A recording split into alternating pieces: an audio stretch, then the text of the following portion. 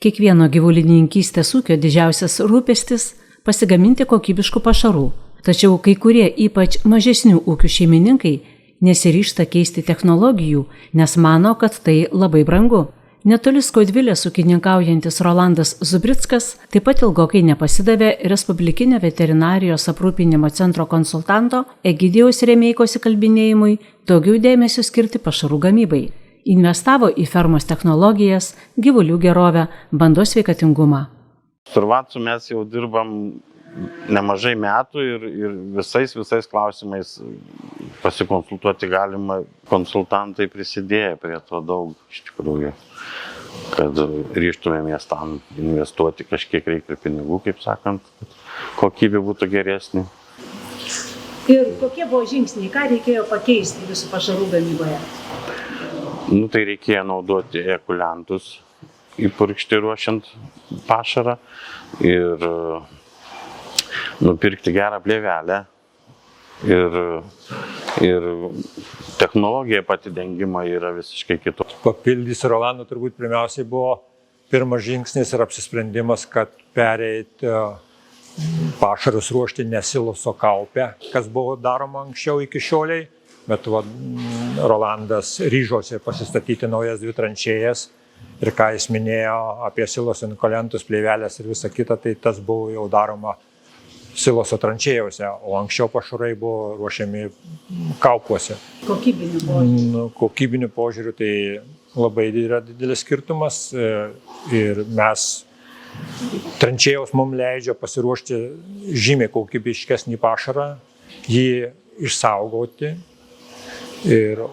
o pašaro kokybė tai yra pagrindų pagrindas. Šiemet pirmasis sezonas, kai Rolandas dirba ir su Respublikinio veterinarijos aprūpinimo centro pašarų gamybos konsultantu Povilu. Nors žolės siloso nepavyko pasigaminti tiek, kiek būdavo įprasta, tačiau daug geresnė jo kokybė ūkininkas jau įsitikino. Labai sunku vertinti iš pirmo žvilgsnio, ar ne, nes dabar 2 dienas lyja. Pašaras nėra tolygiai nušertas, dėl to tas vaizdas gali šiek tiek akį apgauti. Atlikus tam tikrus matavimus ir bandymus vietoje, žinoma, pasiėmėm mėginį vežti į laboratoriją, patvirtintą laboratoriją, gauti atsakymus, kokia yra jo analitinė sudėtis. Mes galėsim iki galo pasakyti, ar jisai yra kokybiškas ir ar jisai yra saugus. Šiai dienai aš galiu pasakyti pagal padarytus bandymus, kad jisai yra saugus, bet kiek mes turime kokybės, pasakys laboratorija. Rolandai, pastebėjot pasikeitusius pašaro kokybinius parametrus? Karvės jau parodė? Taip, karvės jau parodė, ėdamumas ženkliai padidėjęs ir padidėję primilžiai yra. Tai ko ir siekiame. Per kiek laiko pajutote tos pasikeitimus? Šiaip pradėjo didėti jau šeriant po savaitės laiką, jau gerėti ir po 2 savaičių jau dabar stabilizavom ir jau riba pasiekta, kaip sakant. Tai kokia dabar primilžiai, kokia pieno kokybė? Šiai dienai kokybė yra 3,5 baltymai ir 4,2 riebalai. O primilžiai padidėja 400 litrų iš tikrųjų per parą. O, tai nemažai. Taip. O dabar sakot apie riebalus baltymus, tai pakilo jų rodikliai? Jo, pakilo, nes būdavo taip apie 4 tik riebals ir baltymai taip apie 3 buvo. Kiek gyvulių dabar turite, Rolandai?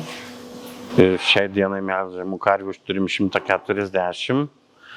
O su priaugliu tai yra apie 230. Šiemet žolės yra šiek tiek mažiau, bet kompensuosim gal kukurūzų silos. Gaminant pašarus be inokuliantų sunku greitai sumažinti pH, todėl ima daugintis pelėsiai, mielės. Jeigu mes atidarome tranšėją ir silosas yra nesaugus, jisai gali būti kokybiškas, bet jisai yra nesaugus, atbus pelėsiai ir mielės, bus keliamas pH iki neutralaus, tada atsibus enterobakterijos, klostridijos ir mes turėsime eilę problemų jau nebe čia, nes vizualiai tai mes matysime tik pabalusį pašarą, bet mes turėsime problemas tvarkyti. Kada pastebima pirmieji pokyčiai pradėjus šerti karvėms gerą, kokybišką, tvarkingai pagamintą pašarą? Jeigu mes atidarom naują tranšėją, ar ne, galbūt naujas inokulentas, galbūt nauja technologija, galbūt tiesiog buvo kita pjūtis arba kiti mechanizatoriai įdėjo, mes rezultatus arba skirtumus pamatysime po 3-4 savaičių ir galėsime jau vertinti pagal pieno santykį, pagal baltymų riebalų rodiklius. Mes matysime skirtumus, galų gale pagal tos pačius somatinių ląstelių skaičių. Mes galėsime įvertinti, kur buvo pasikeitimas ir dėl ko mes turime vienokius ar kitokius rezultatus tvartą. Ir kaip pavyzdys, jeigu mūsų inokulentas bus su homo ir heterofermentiniam bakterijom, ar ne, heterofermentinės bakterijos, jos taip pat keičia ir pašaro skoninės savybės. Mes, kai atvežam pašarą ant stalo karvytėm, jos mieliau jį valgo, jos skaniau jį valgo, pilną burną ima, vien tik dėl to, kad jom patinka skonis. Renkantis inokulentą silosui reikia įvertinti daug sąlygų, kada bus šeriamas pašaras, kokie jo kiekiai ir kaip greitai bus sušerti, sausų medžiagų kiekis, žolyno sudėtis ir kita. Kukurūzai auga kaip siena, va to jau ir laidus pasieks, ar ne? Taip. Neblogi, tikrai neblogi kukurūzai, tikimės gero derliaus. Kukurūzų auginimo technologija turbūt irgi turi įtakos pašaro kokybei, būsimo pašaro kokybei iš kukurūzo. Auginimo technologija pati, žinoma, turi, nes mes įtakojam, kokio dydžio bus augalas, ar ne. Aišku, tai įtakoja ir pačio kukurūzo veislė arba FAO skaičius, tai yra saulėtų dienų, kiek jisai turi pragyventi. Bet pats ūgis nėra numeris 1, pagal ką mes vertinam kukurūzą, nes būdavo anksčiau pardavėjai sakydavo, mano kukurūzas augs iki 4 metrų. Bet jau ką man jo reikia tokio, man reikia, kad burbuolė būtų didelė, ar ne? Tai dabar jau po truputį keičiasi tas mąstymas, kad pašarams skirtas kukurūzas turi būti aukštas. Jis turi būti su labai didelė gražia burbuolė, kartais jeigu pasiseka net 2 ar 3 jos būna. Žiūrėjote, prognozavote, kiek čia tų burbuolių subrandinta, kiek bręsta tai yra, kiek tos kokybės turėsite?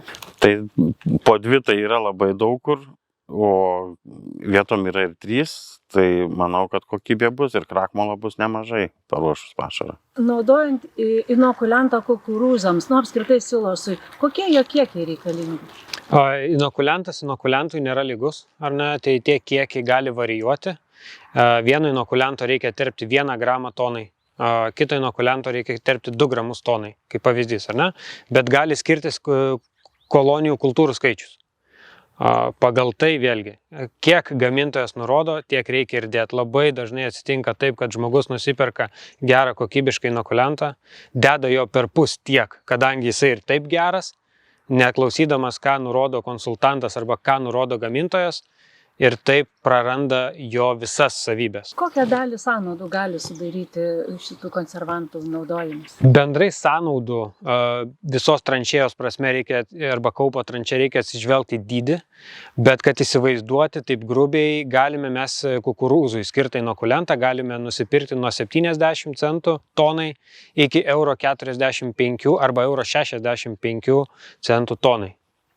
Tai yra langas pakankamai didelis. Ar verta rizikuoti ir nedėti inokulento, tai čia panaši situacija kaip su automobilio kasko draudimu. Viskas gerai, kol neatsitiko nelaimė, ar ne? Kol nebuvo sausros, kol nebuvo liūčių ir kol nieks nesugadino mūsų dengiančios plėvelės. Tai inokulentas yra kaip draudimas. Nebuvo labai brangu naudoti šitas priemonės pašarą gaminant. Žolinį pašarą dabar ruošiatės ir kukurūzams naudoti? Ne, tai perkant, juokaujant, galima sakyti, kad visada pirkti yra brangu, bet iš tikrųjų paskaičiavus ir pajutus efektą, tai tikrai nėra brangu. Tai reikalauja ir papildomų pastangų, papildomo šiek tiek darbo, kruopštumo, pinigų galų gale. Tai verta vis dėlto ryžtis tokiam žingsniui, kaip gyvulininkystės ūkį ir perorganizuoti pašarų gamybą? Manau, kad verta, nes tai yra sėkmės formulė ir atsiliepia ir gyvulių sveikatingumui, ir ėdamumui. Aš matau tik pliusus. Ne vienas ūkis jau, kuris žiūri perspektyvą, neišvengs tų investicijų ir turės taip daryti ir naudoti į tos papildus pašarams taip pat. Šiuo metu ūkininkas parduoda daugiau kaip 1,4 tonos pieno kasdien. Kiekis nemažas, tačiau supirkimo kaina nepadengia pieno ūkio išlaidų. Rolandas supranta, kad ir tokioje situacijoje negalima nuleisti rankų. Pradėjęs nuo investicijų į pašarų kokybę tikisi, kad pieno kainos normalizuosis, o tuomet bus galima svarstyti ir apie fermos modernizaciją.